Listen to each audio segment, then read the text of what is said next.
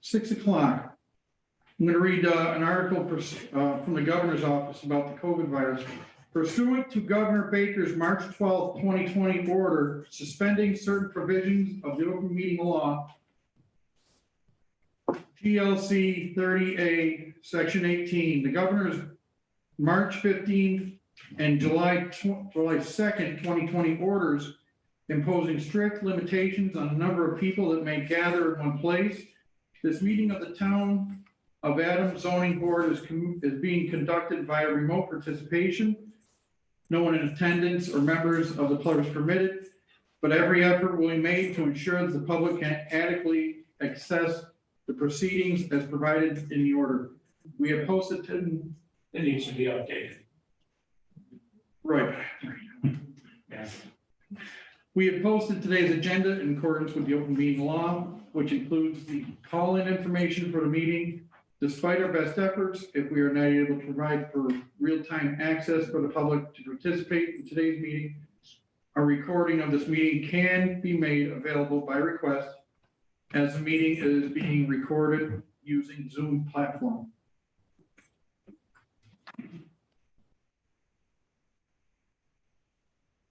Can we have the first applicant? Yes. You good for us? Yes. Okay. I was waiting for Pam. Oh, sorry, man. There was a pause. I wasn't sure what was happening, so. Application of Brian M. Janik for property located at 0 Friend Street, requesting a variance under subsection 125-3 of the Adams zoning bylaw to construct an accessory building on a 5.7 acre landlocked parcel in an R3 and R4 zoning district. Let's come in. Thank you, Mike. Brian Janik, I'm Jeff Grant here.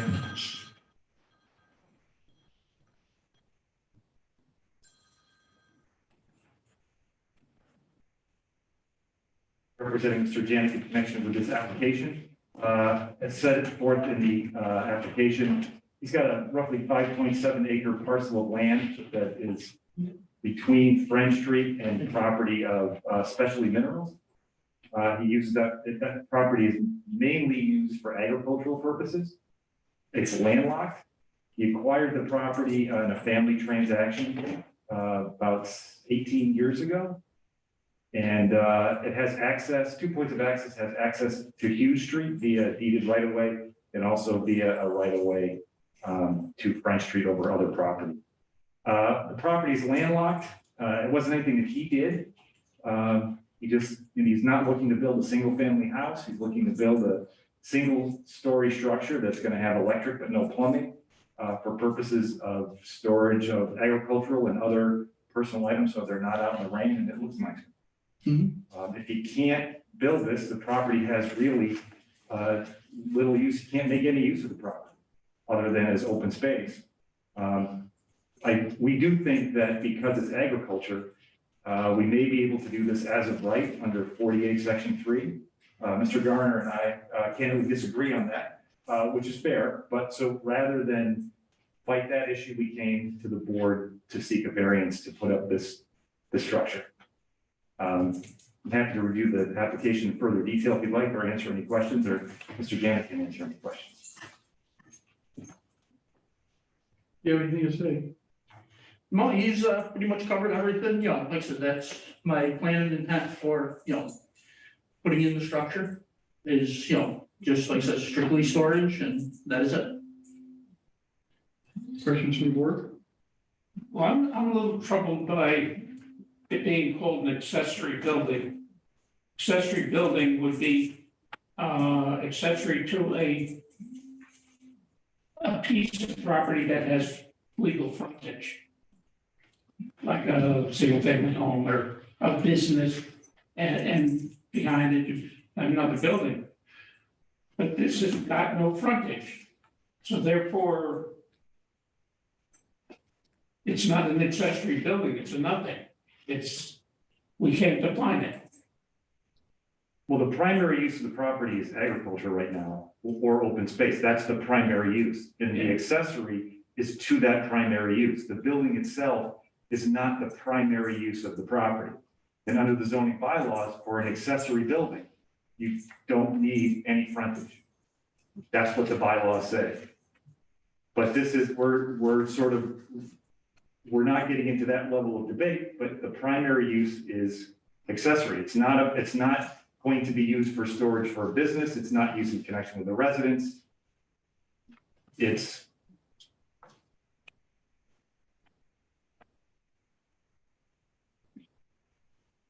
While you're thinking about that. I have a few questions. And first part of my comments can be general, not aimed just at you. This is the second use variance we've seen in a row where the applicant is simply saying they're coming to the board.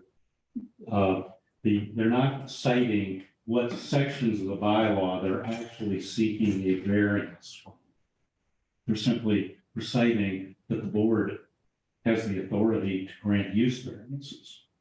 So it's kind of, we don't have a list of these are the specific sections of the bylaw that the applicant is seeking a variance from. So I'm not even sure it's a proper application. And I know Jerry and I've had some discussion about this. There are some restrictions on how we can deal with this, but frankly, I'm gonna, having this happen 2 or 3 times now on my, third meeting of the board is starting to get me a little bit ticked off. And not just at you. with respect, we're not requesting a use variance. The Well, I don't use- know what kind of variance you're requesting. That's the point. There's no specific section of the bylaw that you are requesting a variance from.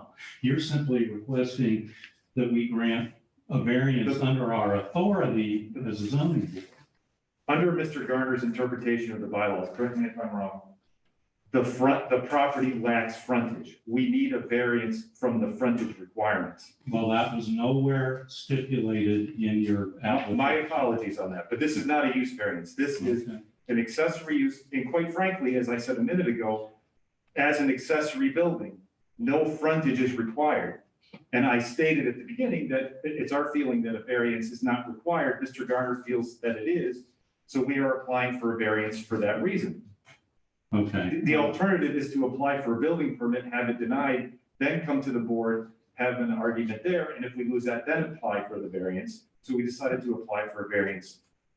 Well, all my point is, I don't know what section of the bylaw you're actually seeking the variance from. That was the first indication, your response was the first indication that I picked up on that the variance was over not having frontage. What is section 1.3, 125? That's simply the zoning board's authority to grant variances, that's all, in general. So basically, everybody can come in and say, I'm applying for a variance from section 125, under section 125-3.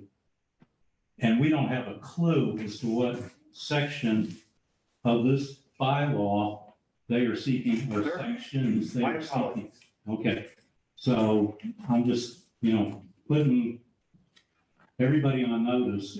I'm gonna start voting to reject applications that come in this way. So that's gonna be one vote down before people even start. Okay, second thing, you cite 2 rights of way. What is the width of the Hastings Street right of way? I believe it is approximately 12 feet. Those are kind of fuzzy terms, approximately, I believe. I'm not sure Where the is- width of the variance, the relevance to the frontage issue, but Well, I mean, just adequate access becomes an issue at some. well, the abutters use it as a driveway, so I assume it's adequate access. What if a fire truck had to get back there? Well, That's a fairly, those I are can show fairly you- wide pieces of equipment. I can certainly show you a photograph of the paved section of the driveway, but the actual width, if you give me a minute, I can find you a copy of the survey plan. It is 16.5 feet wide. It is 87.12 feet in length. Where is the location and the width of the Front Street right away? That didn't show up on the tax map, which was the, It's approximately 12 feet in width, and it runs, I don't have a survey plan for that. where is?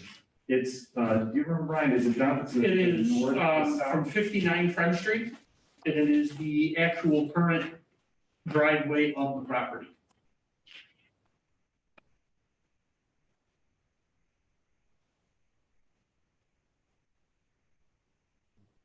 Since this is the only map we have available, somebody mark where that is for me. Here's the right of way from Hughes. Right.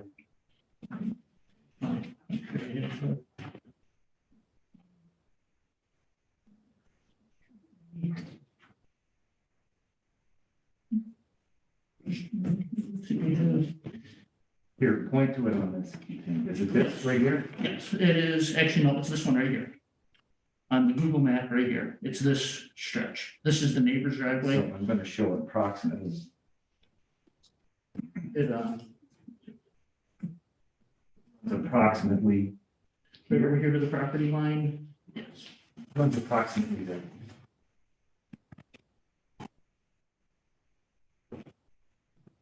And that is a survey right away, or is that? It is just not. a- It's Sort a of the deeded right. general uses It's a- by practice and, No, it's a deeded right of way. well, it's deeded, then it's somehow established on. It's 12 feet in width and it runs from the property to Friend Street.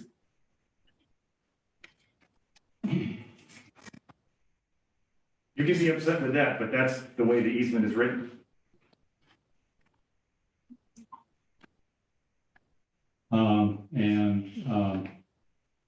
Have you provided us with any legal documents that you have the legal right to use these rights of way? I'm more than happy to provide you with a copy of the deed.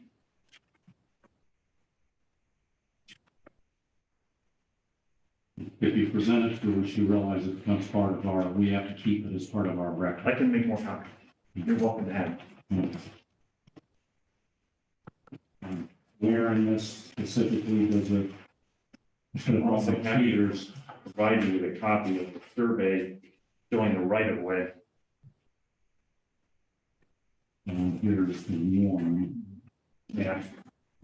Just first of all, this is the right of way from the property, and I'm pointing to a survey plan that's at the land records at the Registry of Deeds in Adams, and it shows a right of way extending from the corner of Hughes and Hastings Streets, generally south to the property.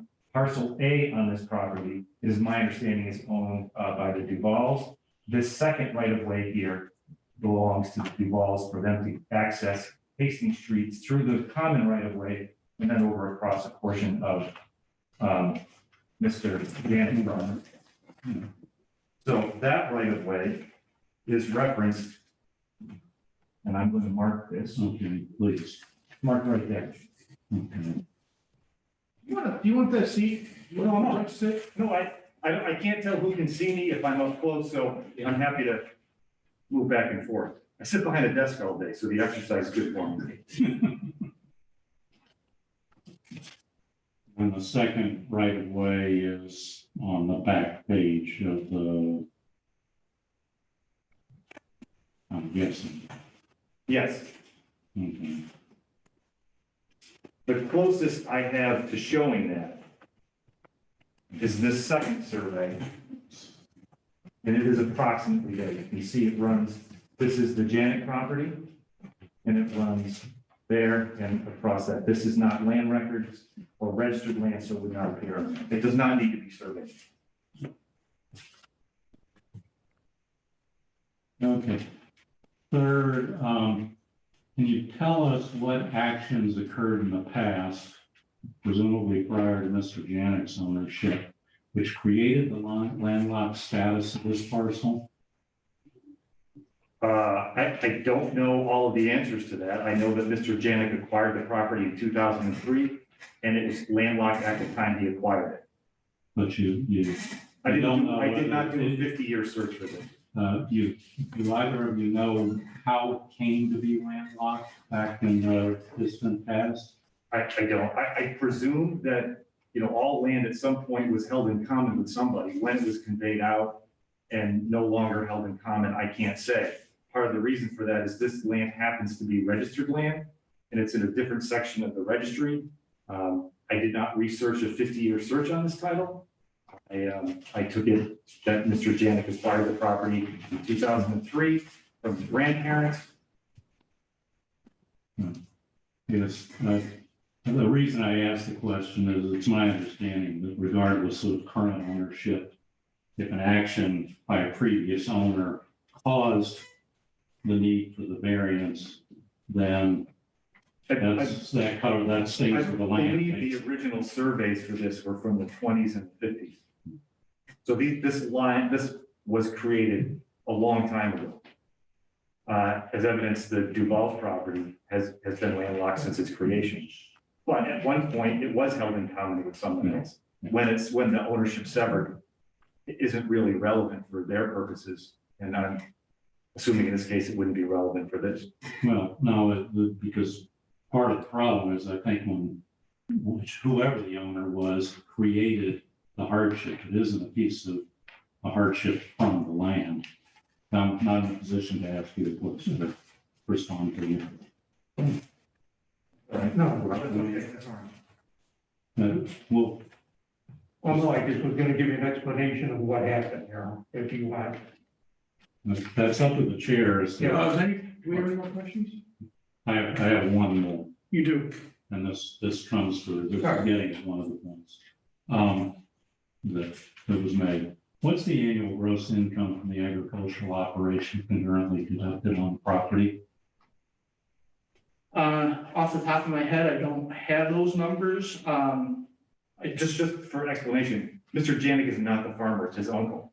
My uncle does, he grows pumpkins and he, sells them for, and he's not, I wouldn't say, creating huge profits type thing, but it's, It's pocket money or whatever. it is. $8,000 a year. I would say maybe 1,000. Okay, If, on a good year, he also does have another parcel of property that he grows, the produce on. okay, and the reason I'm asking that is, I know in the letter you cited the agricultural use exemption. I understand 48 section 3 properly.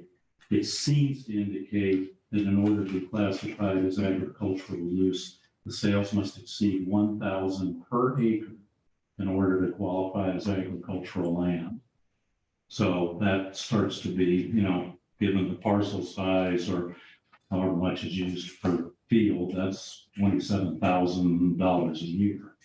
And it doesn't sound like this would qualify for that exemption. This points more to the property than being useless without allowing an accessory structure for storing the farm equipment. Becomes unusable property. No, that's what he's chosen to use it for. I can have a piece of property that I choose to have in the backyard garden, and I'm not claiming it for agriculture. If he chose to farm it more intensely and generate more than $27,000 a year, then he might be warranted that exemption. But under the law, as I understand it, which may be wrong, I'm not claiming to be the world's expert. It's, it's. I don't think that is the exact number. Otherwise, many farmers' hayfields would never qualify. That is the number. I looked it up in section 3 today. So $1,000 per acre, 1,000 per acre is, and this parcel's 27. yeah, so 50, $5,700. Yeah. Would have to begin. Okay.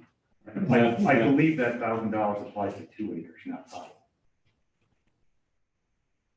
It's 2 acres or more generating, I'm trying to recite off the top of my head from what I read, and I need to look at it closely. Well, there's two different systems on that. It's the 2 acre consideration and the 5 acre consideration under that regulation.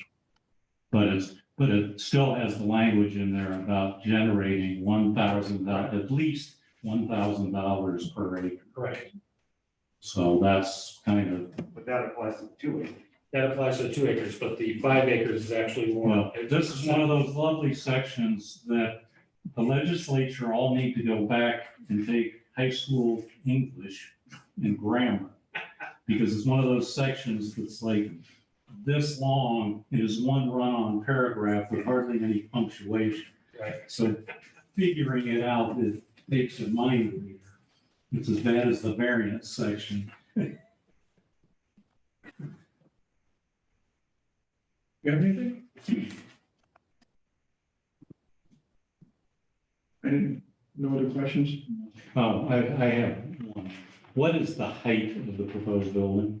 That is not stipulated in here. It would To have peak a, of roof. off the top of my head, I don't know what it would be the peak of roof, but it would have, I believe, a 10 or 12, a 10-foot wall. 10-foot sidewall with, So it's probably 20 feet. it would not be more than 20. Right. I was gonna look quickly and see if I had, what the pitch of the trusses would be. Just for, Is it metal?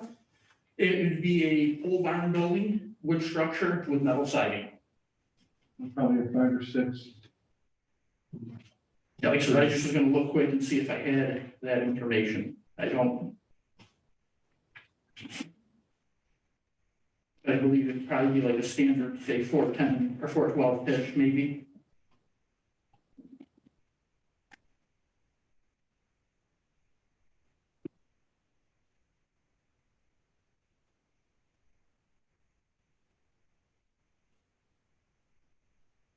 Yes, 412 pitch. On the trusses, Probably 5 feet, 15 feet. Mhm. rough, like, so that's just a rough. Do you haul all your farm equipment through there right away on a daily or weekly basis? Yes, I mean, I don't haul all of it through, between the two access points, I do enter and exit on a regular basis.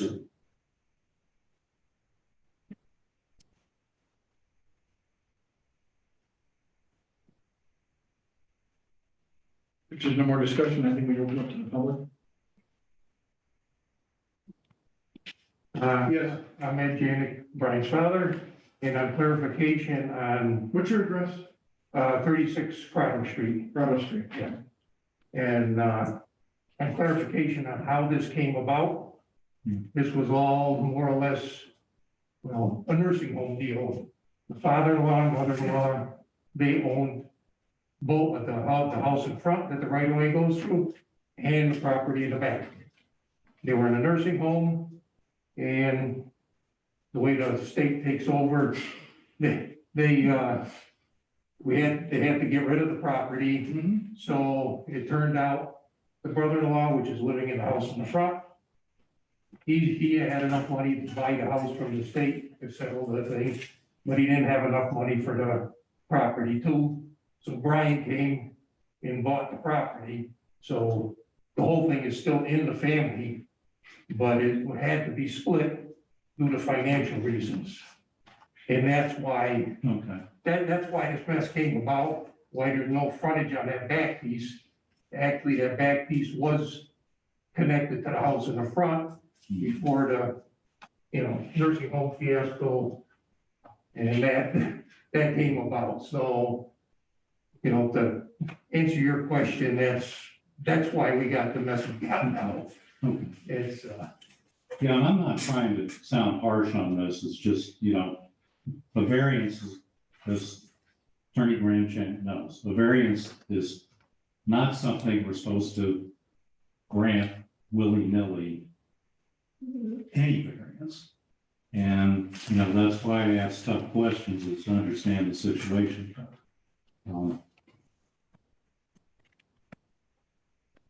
Dave, anything to say about it? Anything else?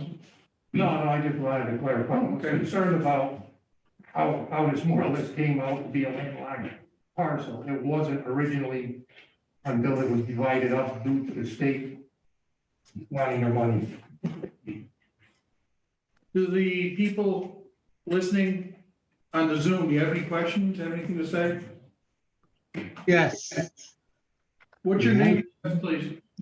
your name. My name is Bill Duval. I live right next door. At 13 Hughes Street, which is the end of that road to Mr. Yannick's property. Ever since he's owned it, he's done nothing but improve the property. It's looking really good. I hope that you guys could have the willingness to grant him this variance. I think he deserves it. That's all I've got to say. Thank you. Is there any mail in this? You all received it. Anybody want to make a motion? I would like to hear from Jerry, because he sent us, sure. you know, he sent us some information earlier today, and I guess one of the things that is being said here that I disagree with wholeheartedly is that you can have an accessory building if it's an accessory to the principal use there on the property. Generally speaking, that would be that's why the zoning, I mean, the intensity of use schedule is written the way it is. You have the principal uses, and then you have what you can have for an accessory structure on that. So in there, the principal use is like a single family home or something like that. You can have a garage or things of that nature. There is that in there. So when he says there's a zero requirement for accessory structures, that is not true. The requirement is in the actual principal uses, not the accessory uses, because it's determined that the principal use dictates the frontage. The accessory use is for the principal use. So it's not going to tell you what the frontage is going to be. So when you look at those schedules, you'll see that's eliminated. That's because you're looking at the principal use. Unless you're, of course, the downtown district, which is the frontage is zero. So that's to clarify that. The other thing is that this, once again, the land, it's a landlocked parcel. I'm not fighting this as in saying he can't do anything there. I'm just saying that it's a landlocked parcel, and as case law dictates, if you start allowing structures to be built on landlocked parcels, you're setting the precedent throughout the state of Massachusetts that everybody else has gone against. And you can look that up yourself if you like. But if you start doing that, then we're going to have 50 applications in here tomorrow for all landlocked parcels, not to mention the ones I don't know about. Because this comes across my desk all the time. If he was to gain frontage for that property, and he doesn't need a lot, but if he can gain frontage for that property, I would have no problem with this whatsoever. Or if he had any kind of frontage whatsoever. As in this case here, because he has no frontage, he doesn't even have illusionary frontage, which can be considered. But he doesn't even have illusionary frontage. So that's just part of it. I mean, and I also sent you just one piece of case law. That's it. Because it says it all right in there. And case law doesn't set a precedent. I mean, it can be changed, but that case law has been going back as far as I can remember, as far as I've been doing this and as far as I was a contractor. Landlocked parcels have never been built upon. They can be utilized for agricultural purposes.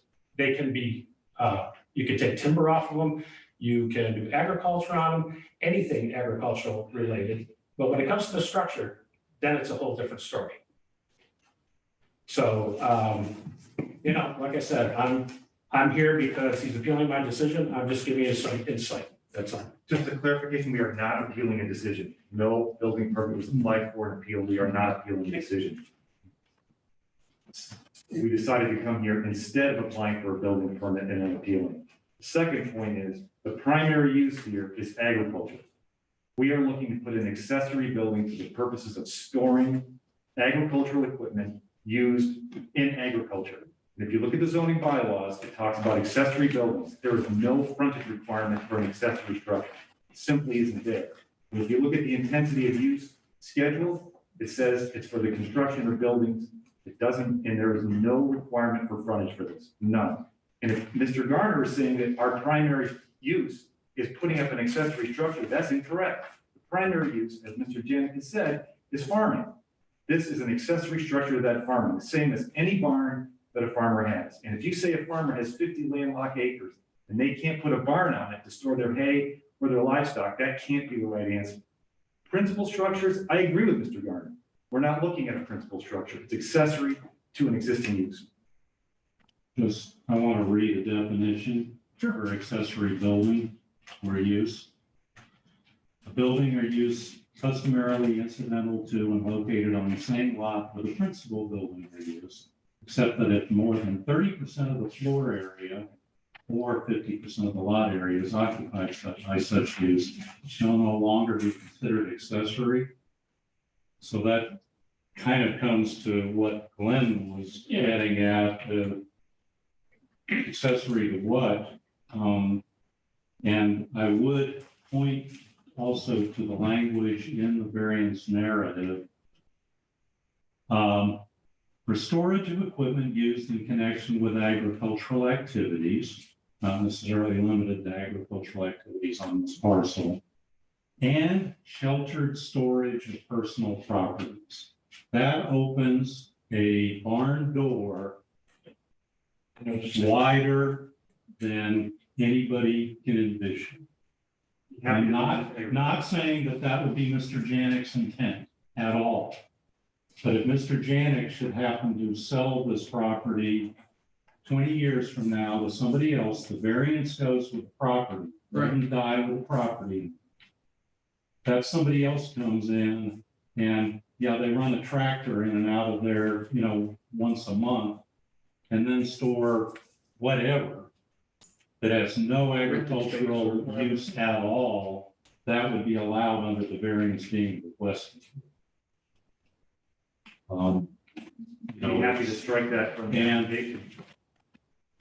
And I would agree totally with Mr. I mean, I guess we're into the discussion phase unless you want to. No, we're still discussing. I'll wait on the motion if you. So, all right, so first off, I would encourage the board, as we did a couple of meetings ago, to take a look at the language over we have to use to find in order to grant a variance. And not, we can't just recite back that language verbatim. We have to find how this complies, meets those standards, or conversely how it doesn't. I will opine, and your comments only reinforce this. And unfortunately, the circumstances don't change the fact. The landlocked status of this parcel was self-created by the former property owner or the state, however it occurred. It was self-created. Otherwise, this would not even be in front of us.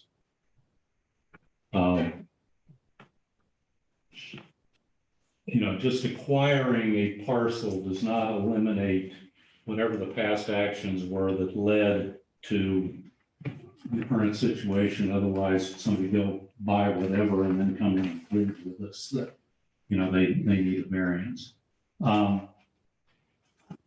As Mr. Garner stated, this is not unique. This is not unique to this property in the R3 and R4 zoning districts. It occurs throughout those districts as well as probably every district in town.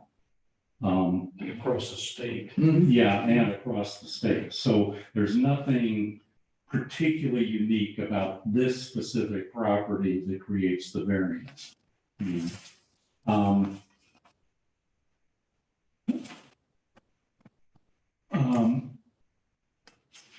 know, and I read the definition section on the accessory building. Now, you can argue that the use, as Attorney Grandchap has said, is the property used for agriculture. However much of it's used for agriculture, we really don't know. The building's going to be a relatively small portion of that. But if it's building to building, there isn't, the accessory building becomes the primary building because there's nothing else. So then it becomes a storage building located on an R3, R4 property. I will say there is a complete lack of detail regarding the location and height of the building or its design. As an accessory structure, it may be located within 10 to 20 feet of the side or rear property lines, which are impossible to define or determine because there is no frontage. Because the frontage is what creates the front, sides, and rear. So, 10 to 20 feet, you could have a 15-foot tall metal building. I don't know how many of you all went out and drove down the abutting streets. There are residences on both sides of it that look over at this parcel. They potentially could have a metal building, of some 2,400 square feet. It's not a small building. That's fair size. It's certainly not a gigantic one. I don't want to over dramatize that, but it's probably bigger than the footprint of any of the houses around. Yes. Yes. So you can have a 40 by 60 foot building. We've been told 15 feet tall. If we were to consider this, I think we have to put that in as something in as a height limit, because otherwise it can be as high as 30 feet under the bylaw. And then my concern over the storage of equipment used in agricultural activities and sheltered storage of personal property. Basically, that would allow just unfettered storage use of just about any kind that's owned by a person. Or a business for that matter. Businesses are considered people. So those are kind of my, looking at this fairly closely, I have those concerns, or those are my comments. Any more for discussion? There's already a barn in this property. Yes, there is. I would make a motion to deny this variance request as it does not meet the standards stipulated in order to grant a variance according to section 128-3. Specifically, 1, the hardship cited was self-created by the previous owners in the manner in which they chose to create and sell off the lots or split the parcel, cutting off any frontage from this parcel.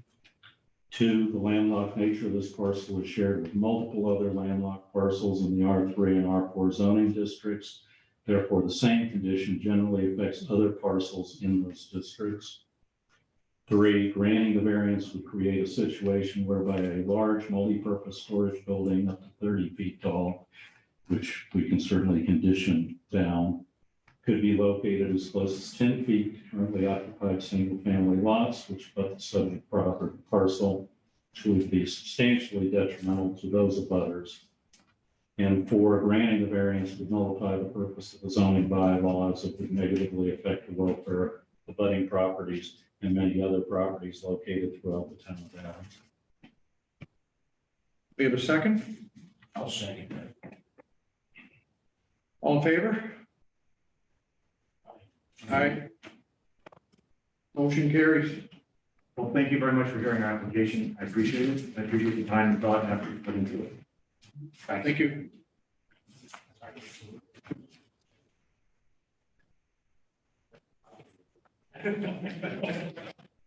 We'll be back.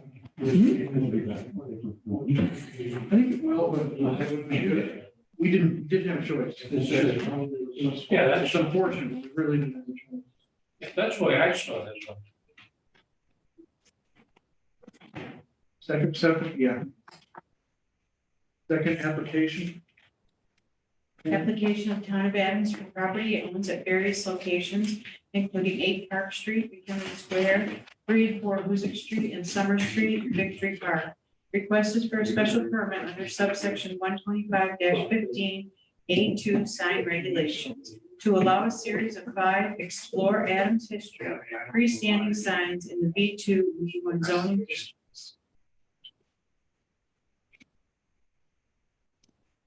Before we can go any farther, I think we have a couple of recusals. Yeah. Glenn Deal and Ray Garden. Ray Gargan are going to recuse themselves, so we need our alternate. Please.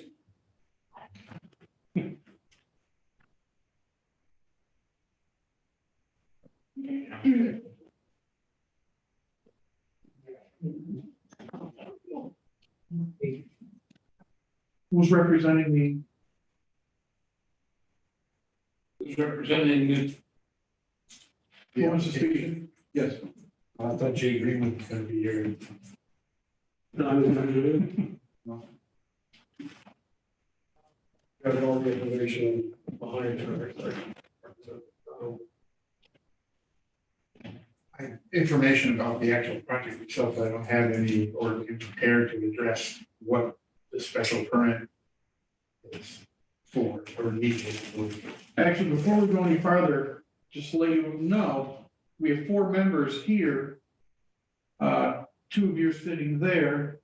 So we have to be, has to be a full vote, Yeah, it's being total agreement. total agreement before we go any further. Before we can invoke what is called the order of necessity, which I don't even know all the specifics of exactly how that works, but there is a mechanism under Mass General Law to allow in a situation where you need a full vote, that I'm still. you can, you know, I don't know the specifics. I just know there is such a thing from having taken one of the courses at some point.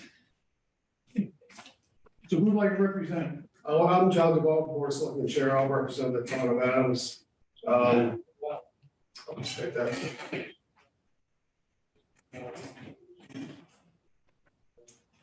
Do we know what the sign dimensions are? What we received did not have those on it. The size of the sign, Yeah. Yeah, they're, 33 inches wide and basically 33 inches wide and basically 6 feet tall, not counting the post. So they'll be a little off the ground, but the actual graphic part of the sign is a little under 3 feet and 72 inches tall. Yeah, I don't have pictures. and what's the exact location of the Union Square sign? Because that was the only one that sort of made me think, just because of visibility and stuff like that, depending. Right, it would be set back from the road along the steps going up to the library. Okay. On the south side of those walkways. We're a little, vague about the exact location because we need to do dig safe and everything, so things might move around a little bit, but. So it's not on the monument itself. That was what I wanted to make sure, but also, The area. my recollection is we've got sidewalks on all the abutting street curves. Yeah. So it's gotta be set back a little bit. Right. Yeah, I could see a sign in the middle of the circle and. That wouldn't go very well. Of the location. Yeah. Okay, very good. Sorry. Any other questions of the board? I would move approval. You want to make a motion? That was what I was about to do. Unless you all want some discussion, that's the. I think we discussed it. I don't have to do that right away.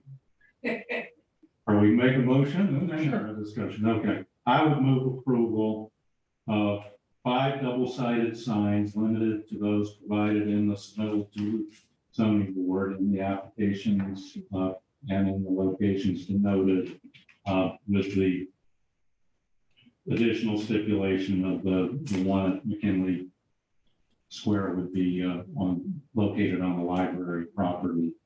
That the signs be limited to, I'm just gonna round up to 36 inches by 60 inches in dimension. What's the total height off the ground? 72. Oh, 72, yeah, thank you. Thanks, Dave. Yeah, my math took a right turn there.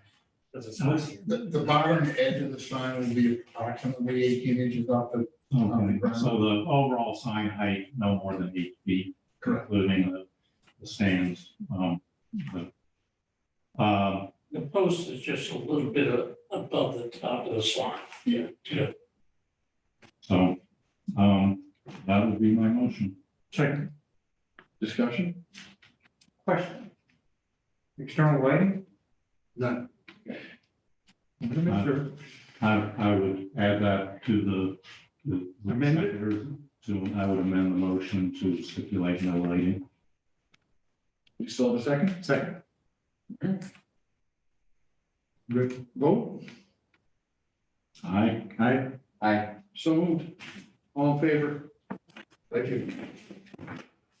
The town will prepare within 14 days a decision to the town clerk's office for following this. There will be a 20-day appeal period before the applicant may obtain the final decision. What did we say that last time? Everybody wants that? Yeah.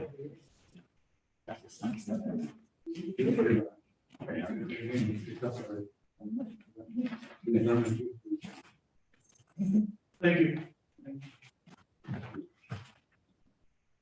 Approval of the minutes, the last one? Move approval. Questions? Oh, somebody's read the minutes. Yes, you could. No, I have to find it because I made notes on it. Way a long time ago when we got these minutes.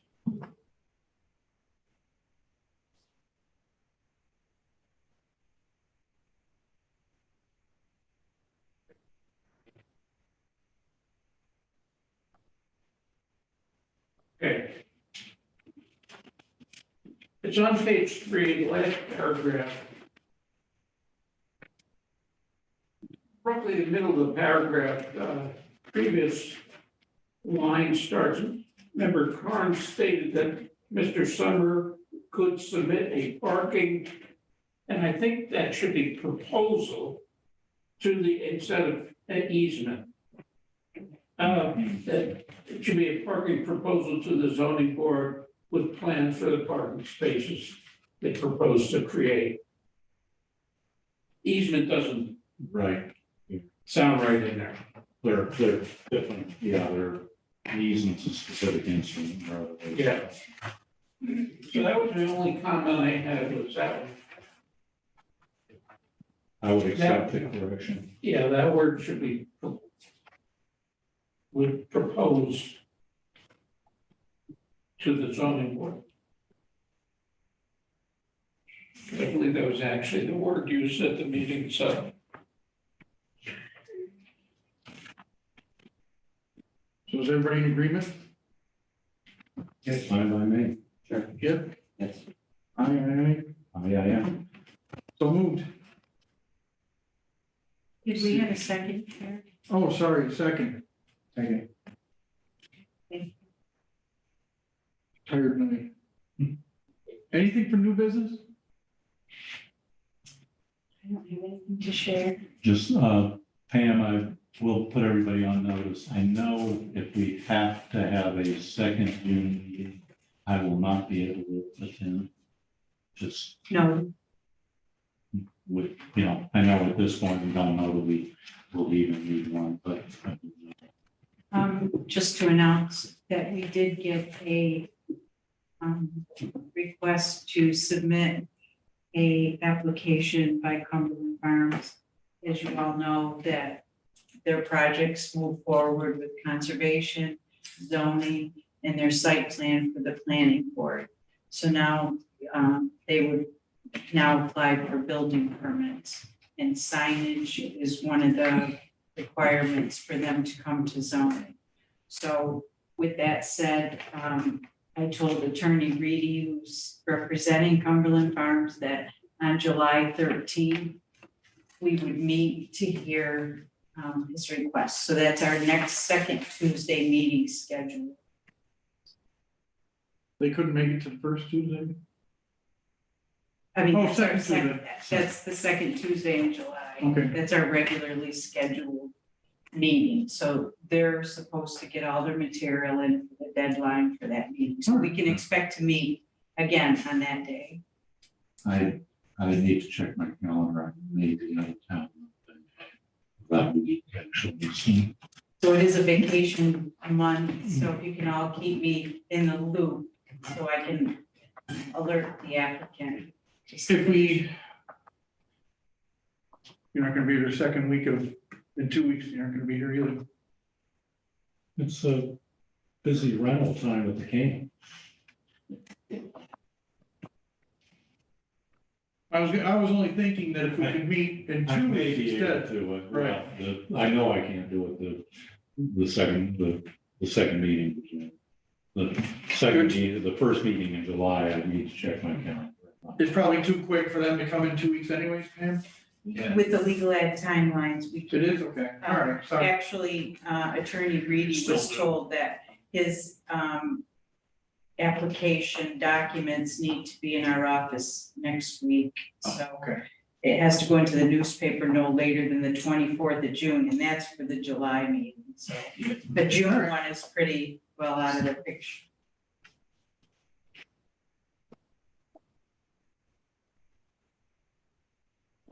expedited. The more I think about it, I think I'm okay with another holiday. You have Zoom, you can call in and be part of Oh, it. that's true. Well, except for I'm not sure they're allowing remote participation by board members anymore. I think that's part of the changes. Yeah, it's part of the changes. Really? Yeah, so after the 15th, I don't think we're gonna be doing that anymore. Only for board members, not the Zoom in general, or? For board members. That's under, For board members. that's under legislative discussion apparently, is to allow the public to continue to participate remotely if they wish to. We're waiting for the final word. They'll do that 2 hours before. Yeah. Would you expect any less? Yeah. Oh, it might be 2 hours after, 2 weeks after. Well, that's what it is, Well, look how they usually. It'll come up on What? the date. Pam, is there any mail? Just what I provided you. Okay. Motion to adjourn? Second? Second. Yeah, you guys are supposed to be reluctant on that motion. I tried to keep the air conditioning going, but it's overriding me, so I gotta talk to the IT guy so we can get that fixed. Because I'm not gonna be in here all summer doing this meeting